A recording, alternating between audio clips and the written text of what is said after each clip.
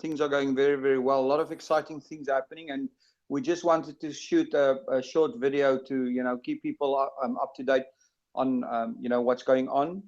And, I just spoke to somebody this morning, Tracy, that said that they are very thankful that we're actually creating these videos and creating the opportunity for them to follow the news and to know what's going on in the market. It's helping them tremendously. So, again, I urge people to join our Facebook page and our video channel. It's all free, and to stay updated on what's happening in the Bitcoin market.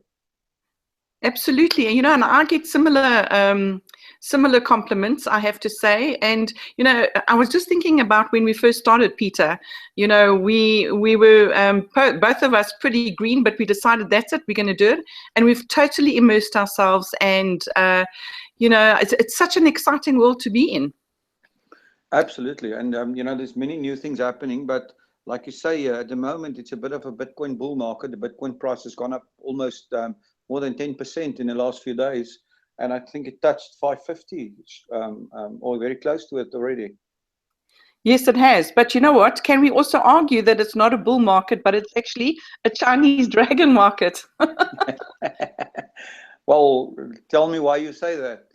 Well, they're saying that the Chinese have really and truly traded Bitcoin like crazy over the last few days, and that's possibly that's what's also brought about the volume as well as the price surge. I think there are two things. I think the weakening of the Chinese currency, because of the fact it's in China, is bringing more people to Bitcoin. But also, I personally, I strongly believe that guys are looking at that news report we had last week about the CFTC granting that one license to that one Bitcoin exchange is going to have a major impact. Because if the Chicago Mercantile Exchange, like I said, if they list Bitcoin, it means every single person that has an account with the Chicago Mercantile Exchange, and there are literally hundreds and thousands of them, can trade Bitcoin without even opening a Bitcoin wallet. Yes, I mean, that's absolutely fascinating, and definitely we'll be watching what happens along those lines. But also the Chinese story shows us that as fiat currencies lose money, people will go to things like Bitcoin, and they will look for currencies that are deflationary in its inherently. And I think that is one of the reasons why Bitcoin prices over the long term should go up, because the amount of Bitcoins are fixed. And the demand is going up, the supply is going down. And if you add economics 101, that means prices should go up. Absolutely. And Peter, yesterday I just had a look at what's happening to the Rand. And the Rand is really, really devaluing at a rate of knots. And, coupled to, in fact, I did a graph that showed the Rand is going up, but the same, and another graph, which was the Bitcoin going up in the same direction. However, telling two different stories. I mean, one currency is devaluing, whereas the other one is gaining value. Absolutely, and I think that is the thing. Anybody that's in a country where there's a large inflation or inflationary pressure on the currency is going to find that digital currency like Bitcoin specifically is going to be a pretty good investment. Absolutely. And people should keep themselves educated. And make sure that that they are involved, because as more people hear also that the currency is gaining in value again, we're going to find more people flocking to the Bitcoin market. I mean, yourself how many calls you get of people that are now wanting to buy Bitcoin. Correct. Daily. But it's been happening for a few months now. But it seems to be. People need to see this information a few times before they actually make a move. So, and I think that's what we're trying to do. We're trying to help people, make up their minds and actually just really open up their eyes to see what's going on in this market. I mean, here's a fantastic graph of the number of trades per minute over this period. Quite hectic, Peter? Yeah, and I think that the trading volume is going to increase. As more people get involved, and like I said, as more platforms that are more mainstream or older type platforms start integrating Bitcoin, it means more people can trade it without even actually, by just using the funds in the normal accounts. Yes. Which is going to bring a lot of. We've talked about this. We've talked about consumer adoption, institutional adoption, and now investor adoption. you know, and yeah, it's putting a little bit of a fire under the Bitcoin price, and everybody's now excited. You know, a lot of people are kicking themselves that they didn't buy when it was 430 because now it's, you know. Absolutely. Absolutely. And it certainly does make a difference when you're buying vast, you know, if you've got a lot of money to invest. But It makes a huge difference. I mean, it's more than a 10% price rise in less than a week and a half. But you know what, Peter, also talking to those people who haven't actually bought their first Bitcoin yet, the fact of the matter is the price is higher than what we've had in the past. However, it is still comparatively low compared to what we are expecting. Look, the thing is, Bitcoin, like I said, the supply is going down and the demand is going up. So naturally, over time, the price will go up. There's no choice. It's economic law. So yeah. And Bitcoin block reward halving countdown. We're down to 40 days. 40 days, yeah, 40 days. 40 days until it becomes more difficult to mine a block a Bitcoin. So you know. That means the amount of Bitcoins mined in a certain period is going to halve. And that, like I'm saying, the supply is going down, demand's going up. So the price has to go up. And I think, you know, a lot of people are going to start buying Bitcoin now in anticipation of this halving. And, you know, as we go into this, this is going to put a huge pressure on Bitcoin mining, and prices have to go up to compensate the miners. Otherwise, you know, they're not going to mine anymore. Exactly. By the way, they've actually mined a total of 74.31% already. Of the total Bitcoin. Of the total Bitcoin quantity ever to be produced, which is 21 million. So they've done 15,604,600 Bitcoin. Okay. So that's interesting. So, you know, like I said, supply is going down. So we've got 15 million Bitcoins mined, 6 million to come, but over a very long period. So, you know, the supply is dripping in and the demand is rushing forward. Yes. So yeah, now I'm talking about it that way. I want to buy more Bitcoin. Yeah, very, very exciting. Just excuse me a minute. Let me just phone my Bitcoin broker and get more Bitcoin here quickly. Quickly do that, Peter. Quickly do that. Okay, so this just leads us on to the story about you. You know, you just touched on Bitcoin mining. So here's a Bitcoin mining firm in Sweden that closed their doors. Yeah, and this was a well-capitalized mine. You know, they raised $32 million, I think, in capital. And the thing is, they're closing their doors because they're anticipating that they won't be able to make a profit anymore. And I think only your very big, large, well-capitalized mines are going to make a profit from Bitcoin mining in future. You know, unless the prices really start rising soon, a lot of them will go out of business, and that will put more pressure on supply, which means prices will have to rise. So as an investor, this is the best news that a Bitcoin investor can have, is that miners are not making money.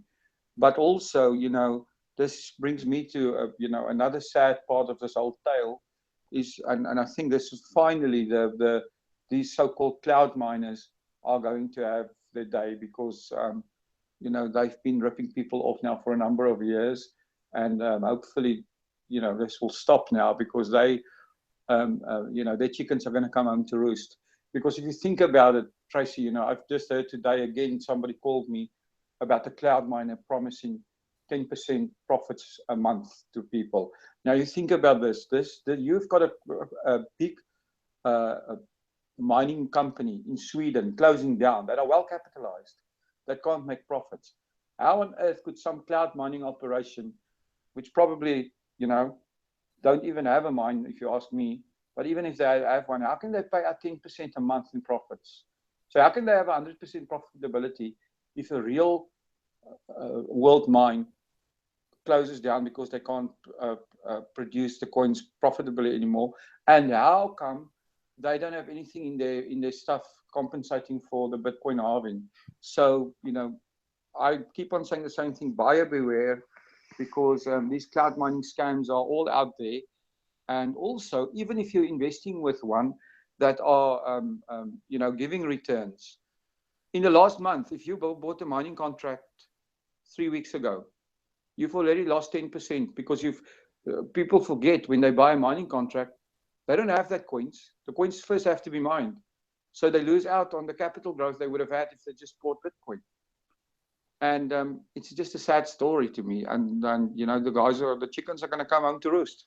Yes, no, absolutely. I mean, you know, I've already bought contracts in 2 different mines, and the volume that's coming out of that is laughable, and there's no way that I can get my money back. So I know exactly what I will not be doing in future.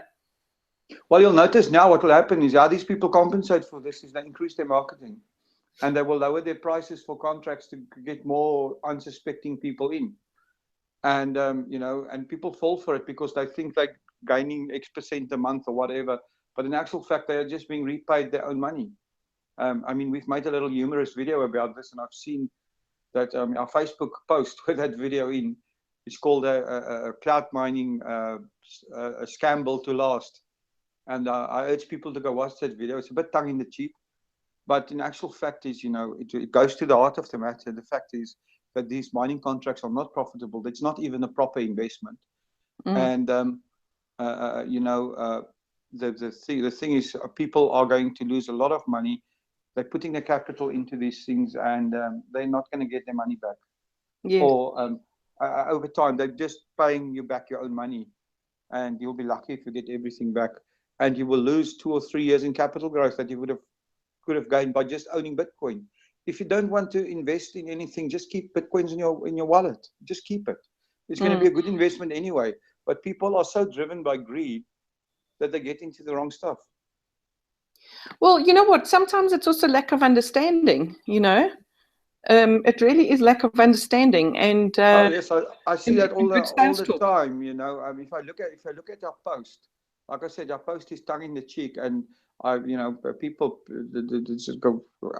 I think there's 200 and something thousand people that have actually reached that post they've reached, and a tremendous amount of comments.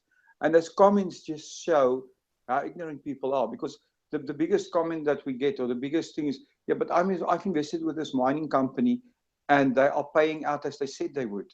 That doesn't mean that something is legitimate. I mean, any scam pays out until it falls.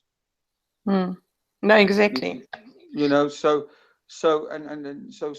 people should be very aware of what they, and hopefully, you know, these videos that we do just help people to keep their eyes open a little bit more. That's all we want to do. We want to educate, and we want to help. We don't want to, you know, there's some people accusing us of, you know, being uninformed, or, you know, trying to, we don't have any intentions or harmful intentions in these guys running these mining operations or whatever.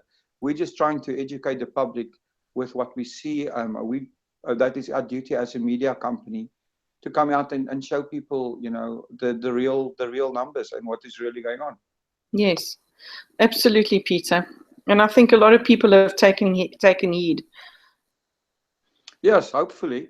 But anyway, let's go back to the halving. The halving is gonna mean, like I said, that supply is going to go down. It's going to put a damper on mining profits, which means the prices will go up again. And, you know, we'll see what happens. So that's going to be interesting. Yeah, very, very interesting times. But in the meantime, definitely, you know, if you're not into Bitcoin and you haven't got any, you definitely do have to get in. Well, so here's quite a nice quote. First thing, yeah. And before you go there, Tracy, I just want to say the first thing before you even start with Bitcoin, is that's even more important than buying Bitcoins or anything, is getting education, because ignorance is not a good thing for you. What you need, knowledge is power, knowledge is the way to make money. Come to our website, come to our Facebook page, and join our YouTube channel. It's all free. You don't have to pay anything. All you have to do is get yourself educated. Absolutely. And because that's what we're about. It's our mission to educate and make as many people aware about Bitcoin as we possibly can. So there you go.